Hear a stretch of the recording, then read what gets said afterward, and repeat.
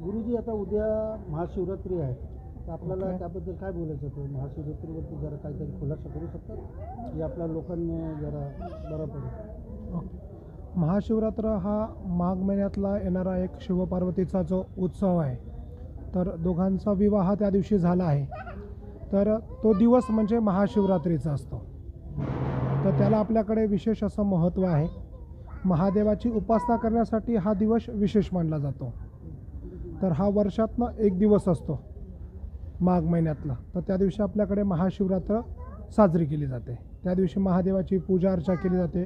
वेगवेगळ्या प्रकारे द्रव्यांनी महादेवाला अभिषेक केला जातो. त्यानंतर जी काही कामना असेल ती कामना पूर्ण होण्याच्या दृष्टीने हा महाशिवरात्रीचा जो दिवस आहे तो विशेष मानला जातो. तर यामध्ये काय काय विधी, कसं करायची पूजा आणि कुठलं आता महाशिवरात्रीच्या दिवशी आपण मध्यरात्रीपासून महादेवाची जी उपासना आहे ती सुरू करत असतो. तर या दिवशी रात्रीचं जे ते विशेष महत्त्व सांगितलेलं आहे. तर महाशिवरात्रीला आपण पाण्याने महादेवाला अभिषेक करू शकतो सर्व प्रकारच्या कामना पूर्ण होण्यासाठी. दुसरं आहे कोऱ्या दुधाने महादेवाला अभिषेक करणे. तर मग कोऱ्या दुधाने अभिषेक केला की त्याने सुद्धा आपल्या ज्या काही कामना आहेत त्या पूर्ण होत असतात. मधाने अभिषेक करू शकतो, शहाळ्याच्या पाण्याने अभिषेक आपण करू शकतो, पंचामृताने महादेवाला अभिषेक करू शकतो. असे वेगवेगळे द्रव्य जे आहेत त्याने अभिषेक करून आपली जी काही कामना आहे ती पूर्ण होण्यासाठी आपण त्या ठिकाणी महादेवावरती अभिषेक करतो. आता अभिषेकामध्ये वेगवेगळे प्रकार या ठिकाणी सांगितलेले आहेत. अगोदर येतो एक नॉर्मल अभिषेक, ज्यामध्ये महादेवावरती आपण पंचामृत, दूध, पाणी वाहून महादेवाला अभिषेक करू शकतो. त्यानंतर दुसरा प्रकार येतो रुद्राभिषेक. रुद्राभिषेकामध्ये रुद्राचे 8 अध्यायांचं पठण केलं जातं. त्यामध्ये आपली जी काही कामना आहे ती कामना सांगून आपण ब्राह्मणाकडनं किंवा आपल्याला जर समजा रुद्र येत असेल तर ते रुद्र म्हणून आपण त्या ठिकाणी अभिषेक करू शकतो. दुसरा असतो लघुरुद्र. लघुरुद्रामध्ये 11 गुरुजींकडनं रुद्राच्या 5व्या अध्यायाचे एक आवर्तनं जे आहेत प्रत्येक गुरुजी म्हणत असतात, तेव्हा इतर गुरुजी 10 गुरुजी जे आहेत ते मनात पठण करतात. असे त्या रुद्राचे 121 आवर्तनं झालेत की एक लघुरुद्र संपन्न होतो. त्यानंतर पुढे असतो की 10 लघुरुद्र केलेत म्हणजे त्याचे साधारणपणे 1000 पाठ झालेत की एक महारुद्र होतो. त्यानंतर त्याच्या 10 पटीने एक केलं की एक अतिरुद्र होतो. तर असे रुद्राभिषेकाचे प्रकार शास्त्राने सांगितलेले आहेत. तर आपण महाशिवरात्रीला एक साधा अभिषेक जरी केला तरी तो शतपटीने आपल्याला त्या अभिषेकाचं पुण्य देत असतो. तर असं अभिषेकाचं विशेष महत्त्व महाशिवरात्रीला सांगितलेलं आहे. जे महाशिवरात्री ह्या वर्षी आलेलं आपल्याला माघ महिन्यामध्ये, ते कुठला नक्षत्र आणि कुठल्या योगमध्ये आहे ते काही जरा उल्लेख करू शकता? हां, तर या वर्षाची जी महाशिवरात्र आहे ही यावर्षी शुक्रवारी आलेली आहे. ओके, आणि एक मिनटं सांगावं लागेल. वर्षी श्रवण नक्षत्रावर होत आहे.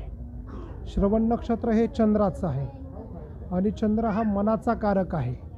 तर त्यासाठी ज्यांना मानसिक समस्या आहेत, म्हणजे मनाचे जे काही आजार आहेत, मानसिक आजार आहेत, किंवा ज्यांना खूप स्ट्रेस येतो, टेन्शन येतं, जे डिप्रेशनमध्ये जातात, ज्यांना सतत अनावश्यक चिंता भेळसावत असते, तर अशा मंडळींनी चांदीच्या भांड्याने किंवा दुधाने महादेवाला जर अभिषेक केला तर ह्या श्रवण नक्षत्रावरची ही जी महाशिवरात्र आहे हे विशेष फलदायी देणारी असणार आहे.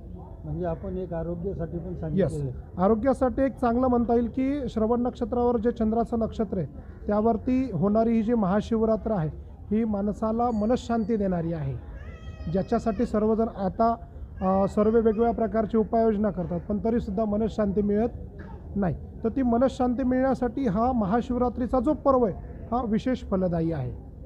तर त्यासाठी आरोग्याच्या दृष्टीने ज्यांना आरोग्याच्या समस्या आहेत अशा मंडळींनी महादेवाला एक तांब्याभर पाणी, गाईचं दूध आणि एक बेलाचं पान, आपल्याला येत असणारा महादेवाचा जो मंत्र आहे ओम नमः शिवाय म्हणा किंवा मृत्युंजयाय रुद्राय नीलकंठाय शंभवे अमृतेशाय शर्वाय महादेवाय ते नमः, या मंत्राने सुद्धा आपण महादेवाला अभिषेक करून त्या ठिकाणी बेल फूल त्या ठिकाणी वाहून आपली कामना सांगून परमेश्वराकडनं चांगल्या आरोग्याची प्राप्ती व्हावी यासाठी हा विशेष योग आहे. आणखी काय खुलासा आपण बोलू शकतात, काय लोकांना सांगू शकतात आपलं आता कसं करायचं? सोपं साधं सरळ असं आहे की आपल्याला जे शक्य आहे त्या द्रव्याने महादेवाला मनोभावे आपण अभिषेक पूजा करू शकतो. सर्वात महत्त्वाचं असं आहे की आता महादेवाच्या मंदिरामध्ये महाशिवरात्र म्हटलं की विशेष गर्दी असणार.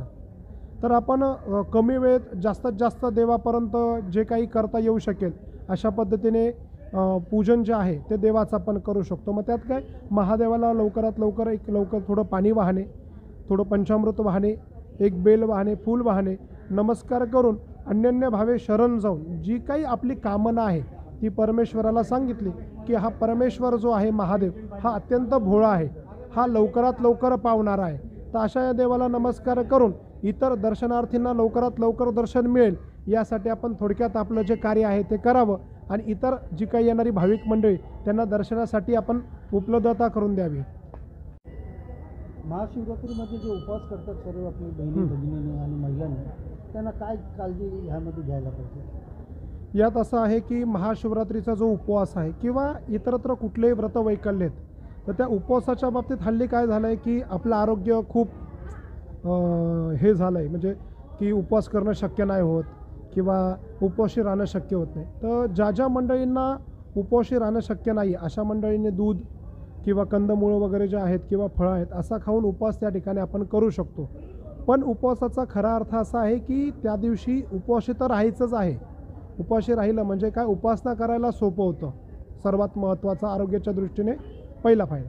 दुसरा असा आहे की आपण 30च्या 30 दिवस वेगवेगळ्या प्रकारचे जे पदार्थ खातो त्यामुळे आपली जी काही पचनक्रिया आहे ती पूर्णपणे बिघडते आणि ती बिघडल्यामुळे काय होतं की आपलं आरोग्य धोक्यात येतं.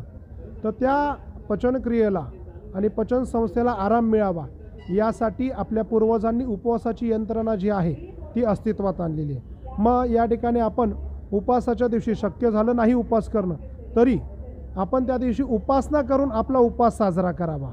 मग उपासना करताना खूप माळ घेऊन तुम्ही एकदम मनी ओळत राहिलात आणि आपला भाव तिथे नसेल तर अशी उपासना किंवा असा उपवास कामाचा नाही. तर तिथे आपला भाव महत्त्वाचा आहे. मग तुम्ही 100 नाव नाही घेतलेत तरी चालेल, एक नाव घ्या, पण ते अत्यंत मनापासून झालं पाहिजे, श्रद्धेने झालं पाहिजे आणि अत्यंत शांत चित्ताने झालं पाहिजे. तेव्हा तो उपवास खऱ्या अर्थाने आपल्याला त्या ठिकाणी पूर्ण होऊ शकतो. दुसरी गोष्ट अशी की उपवास हल्लीच्या पिढीमध्ये काय झालं आहे की उपवास वगैरे काय नसतं किंवा उपवास करून काय होतं, उपाशी राहिल्याने देव मिळतो का, तर उपवाशी राहिल्याने देव मिळतो का नाही हे माहीत नाही. पण उपवासाच्या दिवशी प्रामाणिकपणे उपासना केली का निश्चितच देवाची प्राप्ती आपल्याला या ठिकाणी होत असते. तर अशा पद्धतीने उपवासाचं शिवरात्रीला विशेष महत्त्व सांगितलेलं आहे. म्हणून या ठिकाणी उपवास आपल्याला करायचा आहे. असं आपण एक गुरुजी आपल्याला यस थँक्यू आपल्याला पण हार्दिक शुभेच्छा. यश सर्वांना महाशिवरात्रीच्या खूप खूप शुभेच्छा.